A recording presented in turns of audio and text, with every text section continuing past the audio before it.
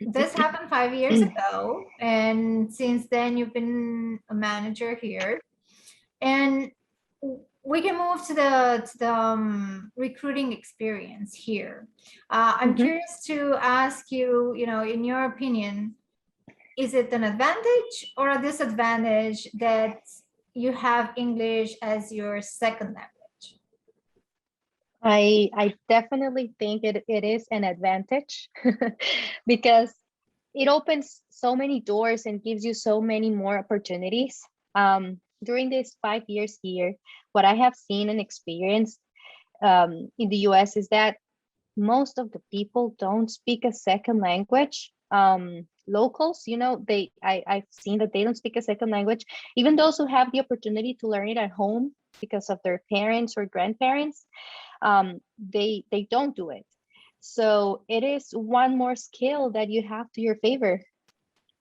That's great. Did that skill influence in the way you transitioned? It did. So in Costa Rica, I used to support the North American market or part of the department. Like we supported North American cases. Um, when I moved to the US, I was hired to support the Latin America region. So um, it it it gave me an Mhm. advantage to have another language because, well, I'm supporting all these countries that speak Spanish, and then you have an opportunity to learn even a third language, Portuguese, for example. What I'm hearing is that it actually opens the horizon in a way and It can does. make a difference when you are transitioning to a different country. Yeah, it, Um, it definitely does. Yes.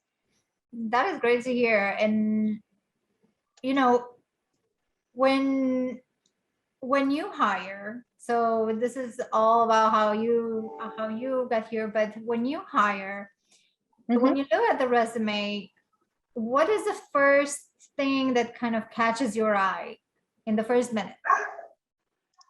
Okay.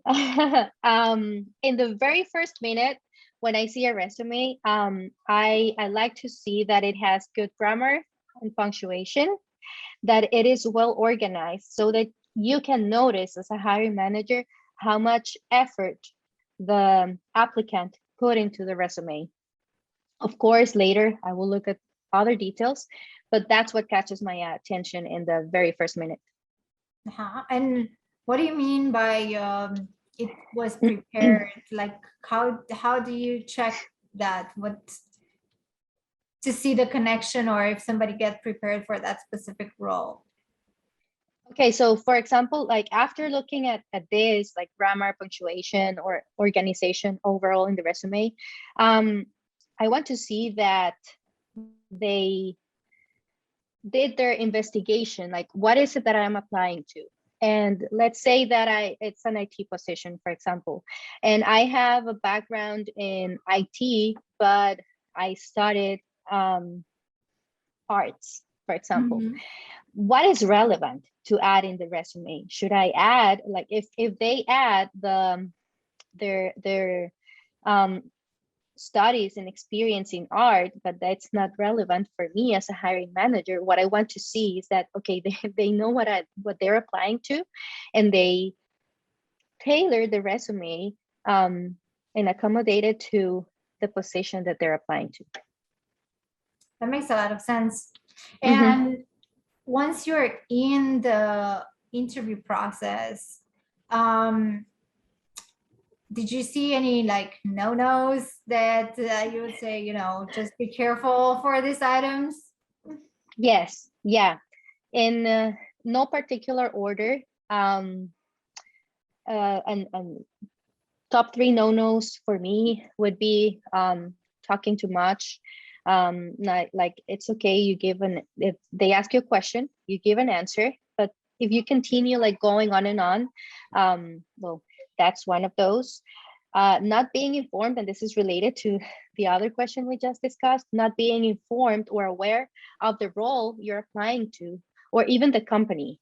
Like, if you're applying to a company and they ask you, okay, what do we do here? Like, what's our main business? And you're not informed of that, you didn't prepare, and not being dressed appropriately. Oh, Yes. interesting. Mhm. Interesting. Thank you. That summarizes pretty much the top three.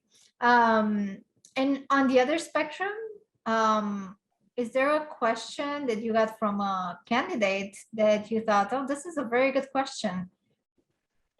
I did. I've gotten interesting and good questions during interviews, and one that really stood out for me is when I was asked what I enjoyed the most about working in that company, and why is that? I think it's a question that will help the candidate know if the company's culture or environment aligns with their own values. And it will help them make a smart career decision. Is this the company I want to work for or not? Do you think that these values are impacted sometimes also by the culture? Yes, I do. Yes. Mm. Very, I think this is also a topic that's not all the time highlighted, how important it is to resonate with the company, because a lot of the times candidates think that only the manager needs to pick, but it's also the candidate that needs to assess if they would feel good and resonate with that company as well. Mm-hmm. So Mm-hmm. thank you for bringing that. It's a good point. Um, and I know that since you came here, your family grew, and as a mother, I wanted to ask you, how do you maintain that balance between family and work?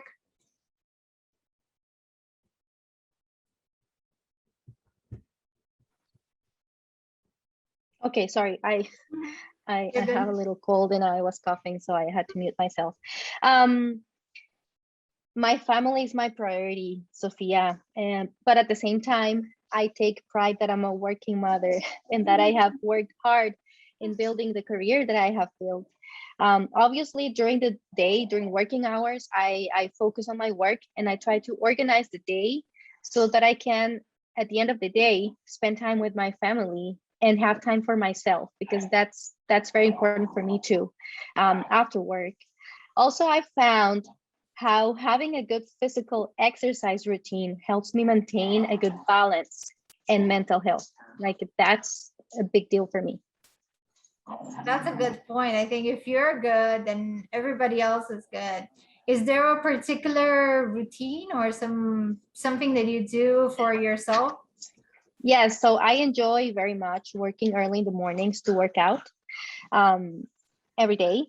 It helps me throughout the day. Like, if I don't do it, it's not that I won't have a good day, but I've noticed the difference. It makes a really, really big difference in how I perform during the day, and my energy levels overall. That makes sense. Thank you for sharing that and talking about your experience. I would want to ask, kind of like a closing remark, if you have any advice for anyone looking to live and work abroad, what would be your advice for them? Yes.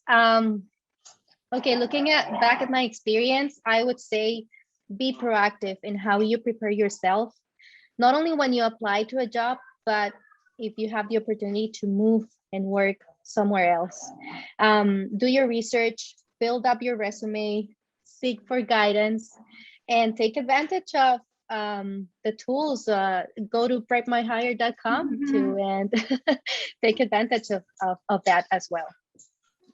Thank you so much, and I really Mhm. appreciate it. It's great to have you on board, and really like to collaborate and create exactly this kind of conversations, because people have been through like a number of experiences, and that's the whole purpose of us also sharing the information today. Is this is kind of how the conversations go, and we are looking to create a similar dialogue and to help people pivot for their new beginnings, even if that's a career or it's a new resume or it's a new job.